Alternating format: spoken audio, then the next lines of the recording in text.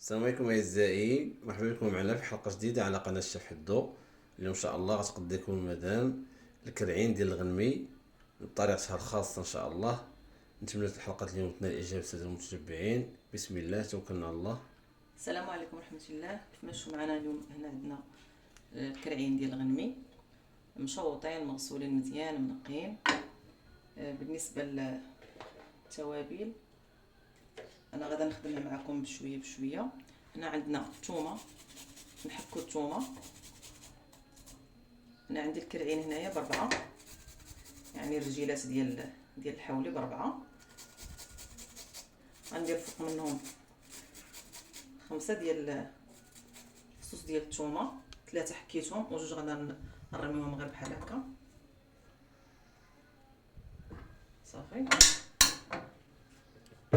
البصله عندي 3 البصلات صغارات، ديروا لهم كما بغيتو، اما هكا اولا مربعات.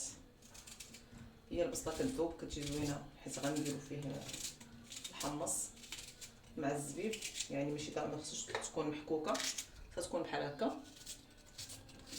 شفتوا انا كنقطعها غير عشوائيا هكا، واخا غليظه راه كتذوب هكا صافي. البصله الاخرى عندنا دابا غندير شويه ديال الملحه، غندير معلقه صغيره ديال السكينجبير، كلشي كنعبر بالمعلقه صغيره.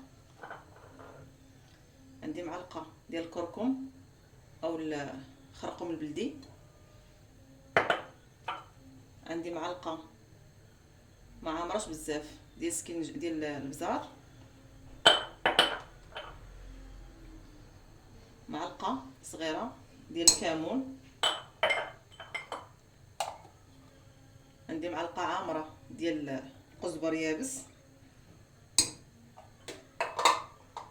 وضويمه الزعفران اختياريه، عندي معلقه صغيره ديال القرفه حيت غنديروا الزبيب والبصله، عندي معلقه ديال التحميره،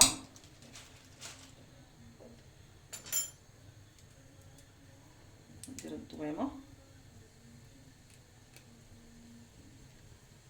باش تشهل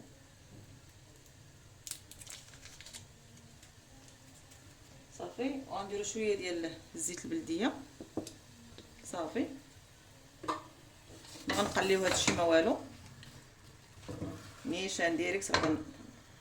عندي هنايا الماء طايب، الماء غليان اللي غنروبو بيه ديريكت مباشره، ما غادا نقليو الكرعين ما والو بحال هكا.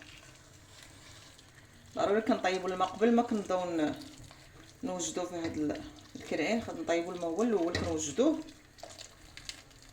خصنا نرويو بالماء طايب صافي. وغندير معاه الحمص، حيت الكرعين ديال الغنمي غير صغار، غندير الحمص من الاول. الا كان عندكم الكرعين يعني كيكونوا شادين غيتعطلوا في الطياب، غادي نطيبوهم نص طيبه عاد نرجعوا نديروا الحمص. دابا غنطيبوهم بحال هكا، غنسدوا عليهم ونرجعوا معكم. دابا الكرعين طابوا تقريبا اكثر من نص طيبه، يعني دخلهم الطياب مزيان.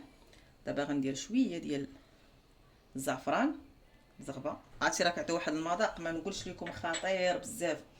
وانا كنضيف واحد المعلقه صغيره ديال السنيده، انا عندي مابقاش السنيده غندير هذاك السكر، ندير معلقه ديال القزبر ومعدنوس والزبيب صافي. غادا نسد عليه باش يكمل الطياب ديالو، ونتلاقاو ان شاء الله باش نشوفوا الشكل النهائي. كان هذا هو الشكل النهائي ديال الكرعين ديالنا. شوف الصراحه راه تبارك الله طايبين منصولين حتى العسخان. نتمنى من الحلقه اليوم تنال الاعجاب ديالكم، بالصحه والراحه.